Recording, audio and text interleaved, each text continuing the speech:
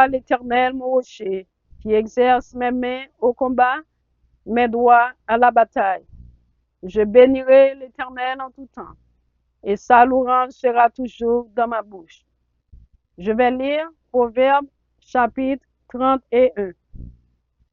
Parole du roi Lemuel. Sentences par lesquelles sa mère l'instruisit.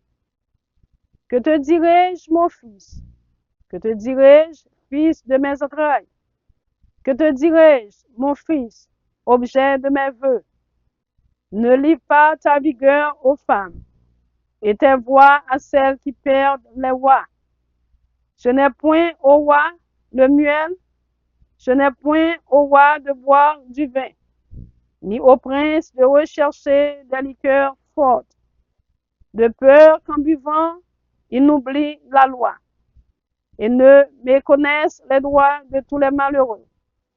Donnez des liqueurs fortes à celui qui périt, et du vin à celui qui a l'amertume dans l'âme. Qu'il boive et oublie sa pauvreté, et qu'il ne se souvienne plus de ses peines. Ouvre ta bouche pour le mieux, pour la cause de tous les délaissés. Ouvre ta bouche, juge avec justice, et défends le malheureux et l'indigent. Qui peut trouver une femme vertueuse? Elle a bien plus de valeur que les perles. Le cœur de son mari a confiance en elle, et les produits ne lui feront pas défaut.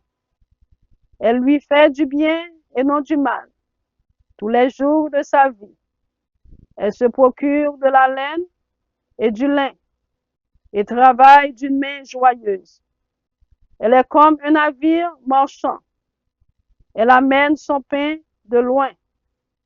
Elle se lève lorsqu'il est encore nuit, et elle donne la nourriture à sa maison et la tâche à ses servantes. Elle pense à un champ et elle l'acquiert. Du fruit de son travail, elle plante une vigne. Elle ceint de force ses reins et elle affermit ses bras. Elle sent que ce qu'elle gagne est bon. Sa lampe ne s'éteint point pendant la nuit. Elle met la main à la quenouille et ses doigts tiennent le fuseau. Elle tend la main au malheureux. Elle tend la main à l'indigent.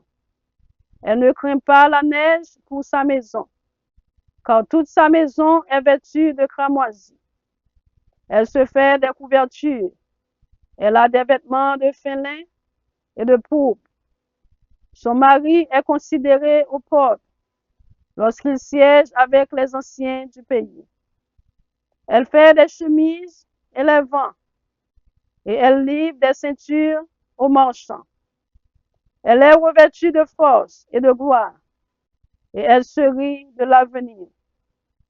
Elle ouvre la bouche avec sagesse, et des instructions aimables sont sur la langue.